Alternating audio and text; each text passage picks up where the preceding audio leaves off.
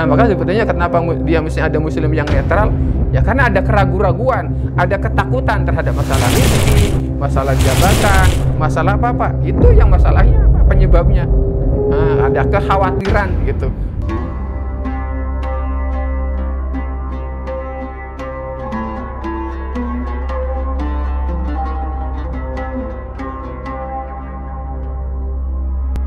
Assalamualaikum warahmatullahi wabarakatuh. Subhanallah walhamdulillah wala ilaha illallah Allahu akbar. Sahabat-sahabat, gimana kabarnya pada hari ini? Alhamdulillah luar biasa. Allahu akbar. Mudah-mudahan Allah Subhanahu wa taala melimpahkan kebahagiaan dan juga kesehatan kepada kita semua. Amin ya Allah ya rabbal alamin. Baik, alhamdulillah sahabat-sahabat.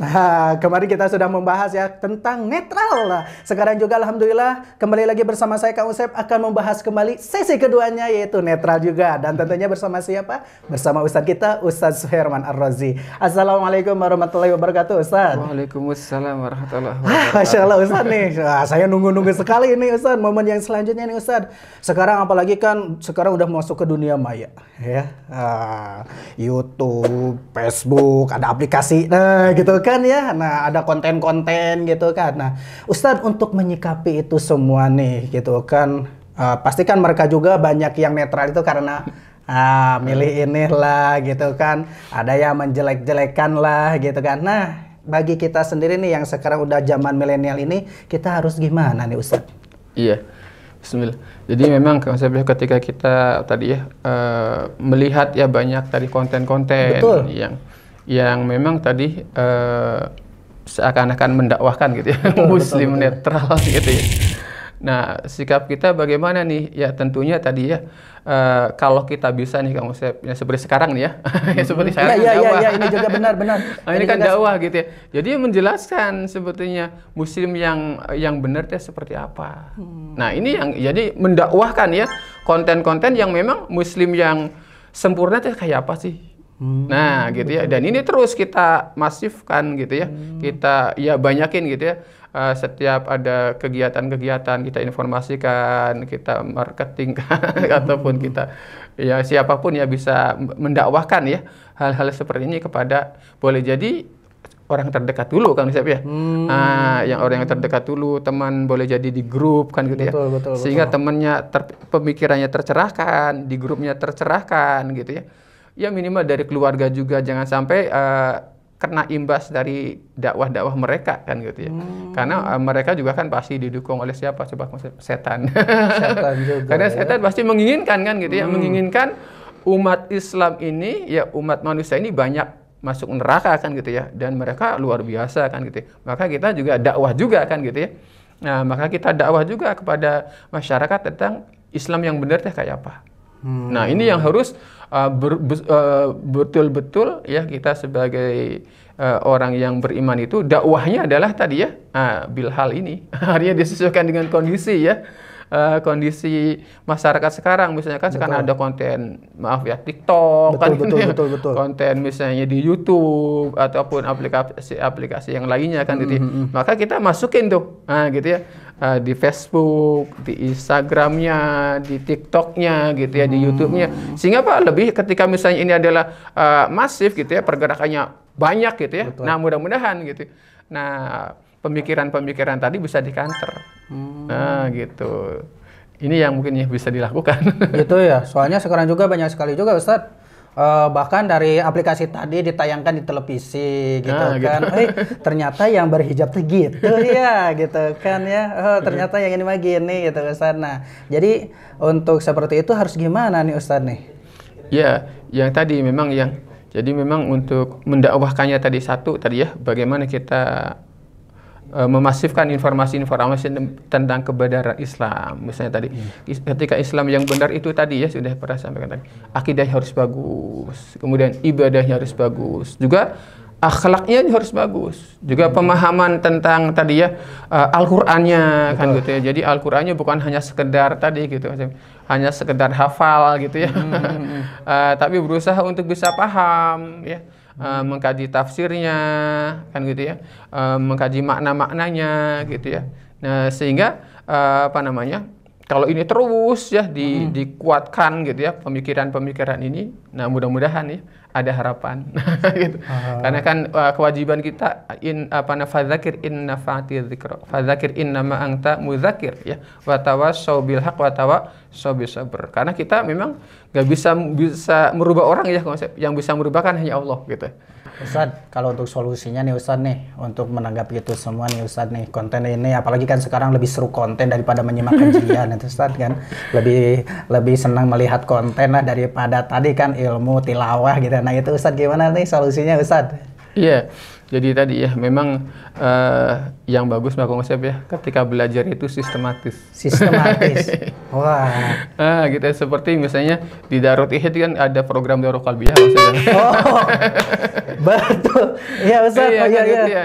ya. Di ada PMK, Betul, ada Darul Qalbiyah, ada APW, ada PPM kan gitu ya. Betul. Nah ini bisa masuk tuh anak-anak muda kan gitu ya, jadi bisa belajar yang baru lulus SMA sambil nunggu kuliah ikut deki dulu lah. Darul Qalbiyah ada program di sana dipelajari tentang akidah dengan benar gitu ya. Kemudian ibadah yang benar, akhlak yang benar dan yang mahal lingkungan. Gitu konsepnya. Tadi kan Ustadz menggapai dengan baca-baca Al-Quran nih, gitu kan. Nah untuk Al-Quran itu sendiri ada juga Ustadz? Ada, ikut program Baitul Quran. Baitul Quran juga ada ya? Gitu. Jadi bagaimana kira-kira bukan hanya sekedar hafal ya di Baitul Quran itu, tapi dikaji juga tauhidnya, dikaji juga tentang akhlaknya gitu ya. Juga memang tadi lingkungan yang mahal Kang Usep. Nah insya Allah kan di Darut Tauhid akan berusaha ya terjaga laki-laki tadi dengan laki-laki pengajarnya, perempuan dengan perempuan. Nah kadang-kadang kan masalah yang kemarin terjadi kan yang ngajarnya perempuan santrinya perempuan yang ngajar laki-laki. Betul. Nah ini kan menjadi pun nggak ada pengawasan juga kan. Nggak ada pengawasan ya. Gitu ya. Maka ini juga yang harus betul-betul kan gitu ya sesuai dengan syar'i. Gitu. Jadi ketika ada konsultasi juga kan di Darut Tauhid ada konsultasi, misalnya kalau ada akhwat konsultasi yang nangani akhwat. Yang akhwat lagi betul. Nggak boleh nangani ikhwan. Itu kan hal-hal seperti ini supaya tadi ya kesyarian sesuai dengan syariat tadi gitu ya. Dalam dakwah ini penting. Karena kalau enggak tadi kalau kenapa misalnya ada masalah terjadi kasus ya karena memang konsep-konsep Islam nggak diterapkan dengan benar. Iya. Kan gitu ya. Nah ini yang harus betul-betul, makanya ketika kita tadi saya semua ya mempelajari Islam itu ya ada 4 pendidikan yang harus kita dapatkan ya Kang Usep. Itu bagaimana Luqman mendidik anaknya Kang Usep. Luqman mendidik anaknya. Jadi Luqman itu mendidik anaknya itu saya semua dengan 4 pendidikan. Nah gitu. Nah pendidikan yang pertama adalah pendidikan akidah. Tauhid tadi. Ya bunayya la tusyrik billah. Wahai anakku jangan menyekutukan Allah. Inna syirka la zulmun azim. Sesungguhnya menyekutukan Allah adalah suatu kezaliman yang besar, dosa yang besar. Ingat, yang menciptakan kita Allah, yang memberi rezeki kita Allah, yang mengatur kehidupan kita Allah. Kenapa harus bergantung kepada orang lain? Kenapa takut sama makanya netral itu kan takut nih kalau saya misalnya berpegang memihak ke situ nanti rezekinya gimana? Nanti jawaban berarti kan tauhidnya sedang ada masalah. Kan gitu ya. Maka sebetulnya kenapa dia misalnya ada muslim yang netral? Ya karena ada keraguan-raguan, ada ketakutan terhadap masalah rezeki, masalah jabatan, masalah apa-apa. Itu yang masalahnya penyebabnya. Ada kekhawatiran gitu. Ada khauf Kang Usep. Selanjutnya Ustaz, apa lagi Ustaz? Nah, yang kedua, pendidikan yang kedua adalah pendidikan akhlak. Nah, gitu Kang Usep. Nah, jadi bagaimana nih supaya akhlak nih umat Islam bagus. Nah, akhlak yang utama kalau di dalam surat Luqman itu Kang Usep adalah kepada orang tua dulu. Masya Allah, kan gitu ya. Nah, ini kan masalah generasi kadang muda gitu ya, akhlak terhadap orang tuanya nih. Padahal di surat Luqman di sini sebutkan ya. Di ayat 14 itu kan wa wasunal insana biwalidayhi hamalatu ummuh wahnan ala wahn. Jadi Masya Allah gitu ya. Bagaimana diingatkan tentang perjuangan seorang ibu ketika hamil, ketika melahirkan, Masya Allah gitu. Maka kita sebagai anak wajib tuh berbuat baik kepada orang tua. Nah, gitu ya. Jadi akhlaknya nih yang harus betul-betul diperbaiki kembali. Kalau di DT kan ada karakter baku ya, Mas. Betul. Masya Allah, ada apa tuh karakter baku tuh? Baik dan kuat. Baik dan kuat. Baiknya apa? Ikhlas, jujur, tawadu. Jadi bagaimana kita menjadi orang yang ikhlas, orang yang jujur, orang yang tawadu. Nah, gitu ya. Kemudian kuatnya disiplin. Nah, disiplin DBT ya, disiplin berani dan tangguh. Orangnya disiplin, berani dan tangguh, Masya Allah. Kemudian apa? Juga tadi ya, itu yang kedua konsepnya pendidikan akidah, akhlak, ibadah. Nah, ini penting nih. Ya bunayya aqimis sholat, wahai anakku, tadi ya tegakkan sholat. Nah, maka solusinya adalah kalau orang Islam sholatnya bagus, inna sholata tanha anil fahsya wal munkar. Kalau orang sholatnya bagus, pasti tercegah dari perbuatan keji dan munkar. Pasti jadi orang baik. Sholat.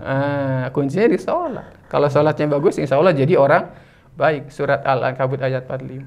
Dan yang terakhir yang saya ini adalah pendidikan dakwah. Nah, jadi kita nih nggak boleh Kang Usep sendirian soleh gitu ya. Udah baik, akidahnya bagus, ibadahnya bagus, akhlaknya, tapi sendirian. Kalah atau yang lain dengan dakwah yang lain ya. Maka Kang Usep harus bergerak kepada siapa? Keluarga. Tadi kembali orang yang terdekat. Ada di grup YouTube, di HP gitu ya, di grup HP, WA kan gitu ya, ada grup Telegram dan sebagainya. Nah, itu terus bergerak tuh, sehingga apa? Memasifkan informasi-informasi tentang kebenaran Islam. Nah, gitu Mas. Aduh, jadi gak bisa berkata-kata Ustadz kalau gitu ya Ustadz. Tapi Masya Allah Ustadz, terima kasih. Jadi itu untuk menghindari kita semua dari sifat munafik yang netral ya Ustadz ya. Jadi harus diperbenahi ya pemahaman Islam yang 4 pendidikan tadi Kang Usep. Itu kuncinya di situ sebetulnya. Ustadz, luar biasa sekali Ustadz masalah pembahasan kita hari ini. Itulah sahabat-sahabat, jangan sampai kita menjadi Islam KTP. Gitu. Islam KTP gitu kan, Islam netral, tapi kita jadikan diri kita itu adalah orang Islam yang kafah, yang menyeluruh ya Ustadz ya. Salah satunya tadi kafah menyeluruh, yang salah satunya tadi kita bisa dengan akidah kita bisa menyimak kajian-kajian AA ya, terutama kalau AA sendiri kan menyimaknya tentang akidah terus ya Ustadz ya. MQ paginya, kajian-kajian malam Jumatnya, Al-Hikamnya gitu kan, dan juga ada juga di program di Darut Tauhid juga ada Daurah Qalbiyah ya, ada PMK, ada APW ya, ada PPM, dan juga ada bimbingan baca Quran juga ya supaya lebih jelas lagi ya. Dalam akhlaknya juga insya Allah gitu kan, dengan akhlaknya gitu kan, dengan pembahasan yang lainnya juga insya Allah ada juga. Dan juga Ustadz, Masya Allah luar biasa sekali Ustadz, terima kasih atas ilmunya, dan juga sahabat-sahabat, makanya pilih-pilihlah konten. Hati-hati jangan sampai kita menjadi orang Islam yang yang palsu atau orang Islam yang munafik. Sayang sekali, karena itu semua nanti akan kosong belaka. Baik sahabat-sahabat dan juga Ustadz, terima kasih atas ilmunya. Mudah-mudahan berkah dan juga bermanfaat bagi kita semua. Akhir kata, saya Kang Usep bersama Suherman. Ustadz Suherman Ar-Razi pamit undur diri. Wassalamualaikum warahmatullahi wabarakatuh.